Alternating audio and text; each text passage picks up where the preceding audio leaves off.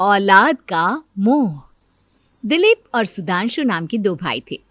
दिलीप की शादी कावेरी के साथ हुई और सुधांशु की शादी माया के साथ। शादी के बाद दोनों भाई अपनी अपनी पत्नी के साथ खुशी खुशी रहा करते थे। दोनों भाइयों के परिवार एक ही घर में रहता था। साथ में खाना, साथ में घूमना, कुल मिलाकर दोनों भाइयों का परिवार खुशहाल परिवार था। कुछ सालों के बाद दिलीप की पत्नी कावेरी को एक बेटा हुआ।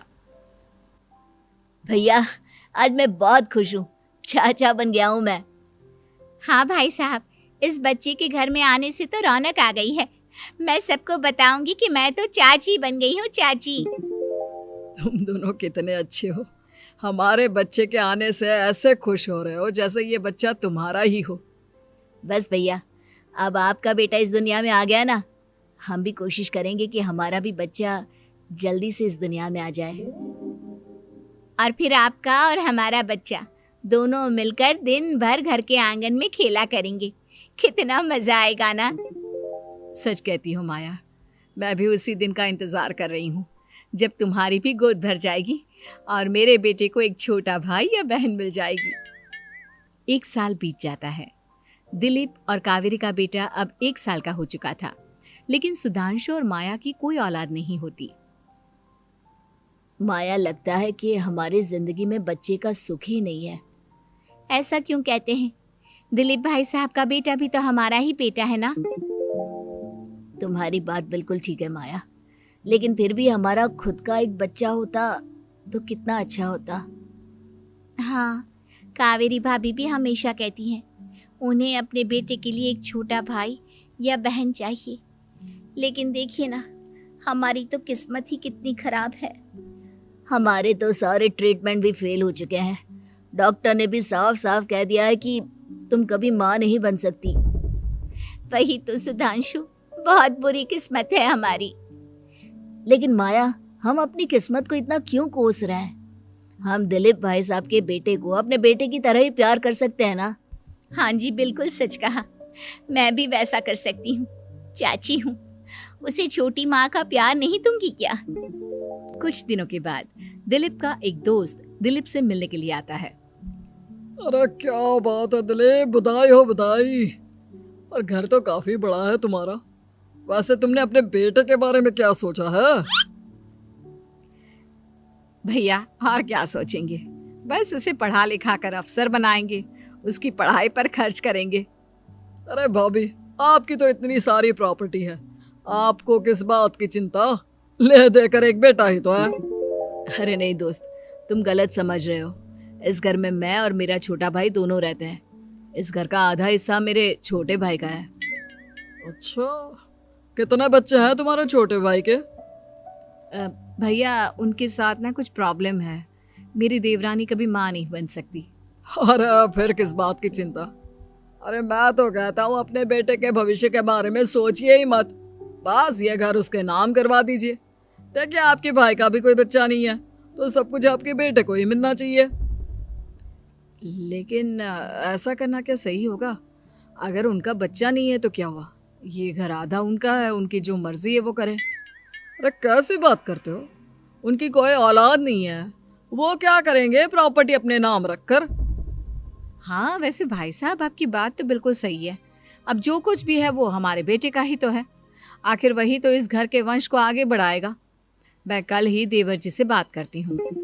अगले दिन सुधांशु और माया, इधर आओ। तुम दोनों से एक बहुत जरूरी बात करनी है मुझे। बताइए ना भाभी, क्या बात है? आपको कहीं जाना है तो आप अपने बेटे को मेरे पास छोड़कर जाइए। मैं ही पूरा दिन रख लूंगी उसे। अरे नहीं माया, वो तो मुझे पता है। मैं किसी और चीज के बारे में बात करना चाहती हूँ। बताइए ना भाभी, क्या बात है? देखिए देवर जी, आपका कोई बच्चा है नहीं, लेकिन मैं जानती हूँ कि आप हमारे बेटे को अपने बेटे की तरह ही प्यार करते हैं। भाभी, बेटी की तरह नहीं, वो हमारा ही बेटा है। मेरे लिए तो वो मेरा ही बच्चा है। वही तो फिर क्यों ना ये सारी प्रॉपर्टी हम मेरे बेटे के नाम करवा दे, क्योंकि तुम्हारा हो या मेरा, हम सबका एक ही तो है बेटा। लेकिन भाभी, अभी तो वो सिर्फ 1 साल का है। अभी से प्रॉपर्टी उसके नाम करवाने का क्या मतलब है? देखिए देवर जी, जो काम जितना जल्दी हो जाए ना उतना अच्छा। आने वाले वक्त का क्या भरोसा। भाभी भरोसा क्यों नहीं, हम तो हमेशा आपके बेटे को माँ बाप की तरह ही प्यार करेंगे। हाँ, लेकिन फिर भी मैं चाहती हूँ कि ये सारी प्रॉपर्टी मेरे बेटे के नाम हो जाए। अब मुझे नहीं लगता तुम दोनों को इसमें कोई भी परेशानी होगी, है ना? भाभी वैसे तो आप जो कह रही हैं वो बहुत जल्दबाजी है, लेकिन फिर भी अगर आपको ऐसा लगता है तो ठीक है, कल ही प्रॉपर्टी के पेपर बनवा लीजिए, मैं और माया उस पर साइन कर देंगे। इस तरह से अगले दिन प्रॉपर्टी के पेपर बनवाकर सारी प्रॉपर्टी दिलीप और कावेरी के बेटे के नाम पर करवा दी जाती है। कुछ दिनों के बाद सुधांशु, सुबह सुबह ये कौन लोग आ गए हैं तुम्हारे घर पर? भैया वो ऊपर वाला कमरा खाली पड़ा था ना, सोच रहा था किराएदार रख देता हूँ। लेकिन किराएदार रखने से पहले आपने हमसे पूछा भी नहीं।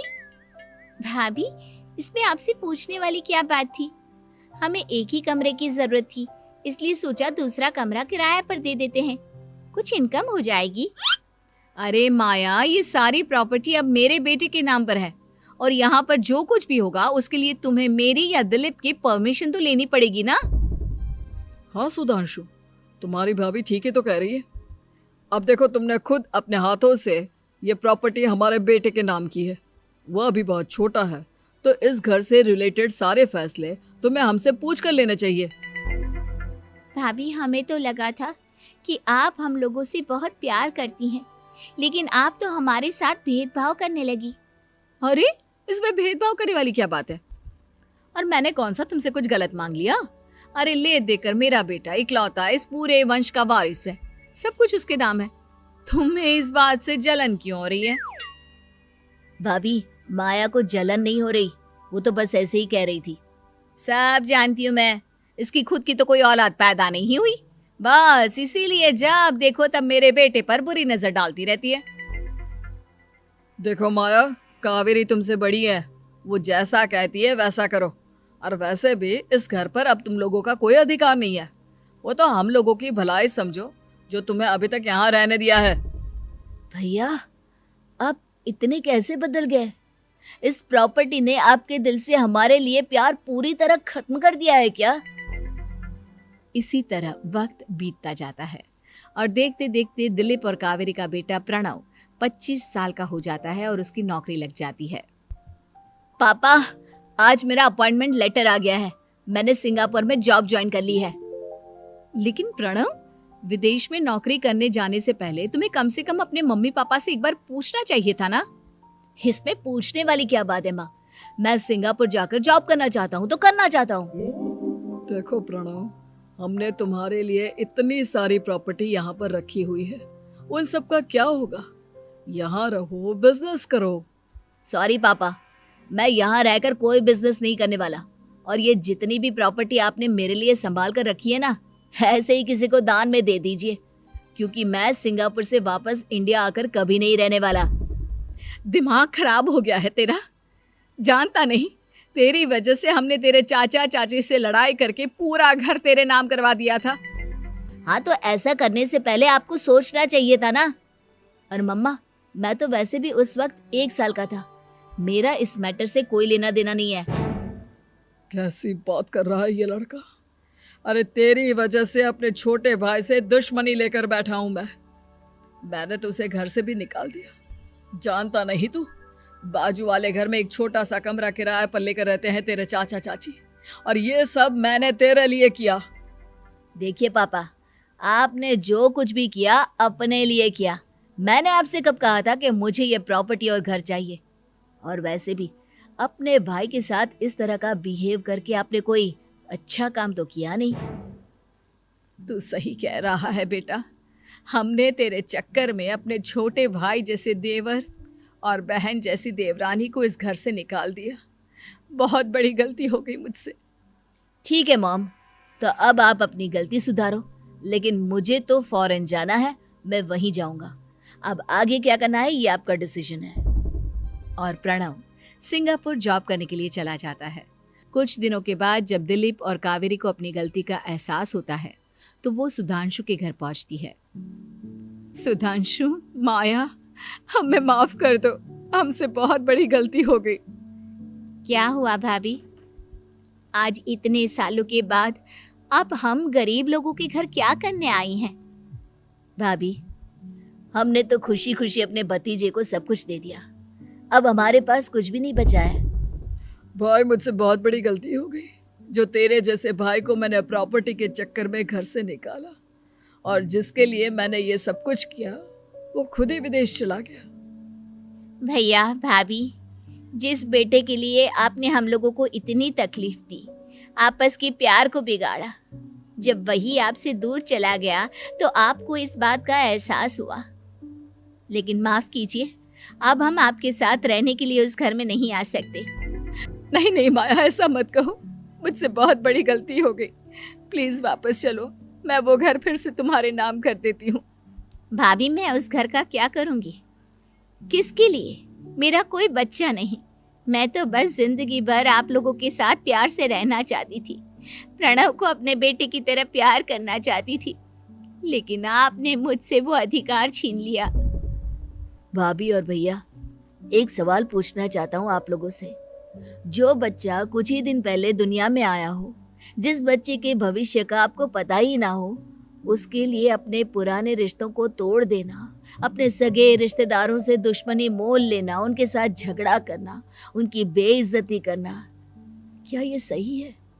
कम से कम हमें सही वक्त का इंतजार तो करना चाहिए ना। सिर्फ प्रॉपर्टी के लिए अपने सगे भाई को घर से निकाल दिया, वो भी अपने 1 साल के बेटे के लिए। क्या ये वाकई में सही था? जवाब दीजिए मेरी बात का।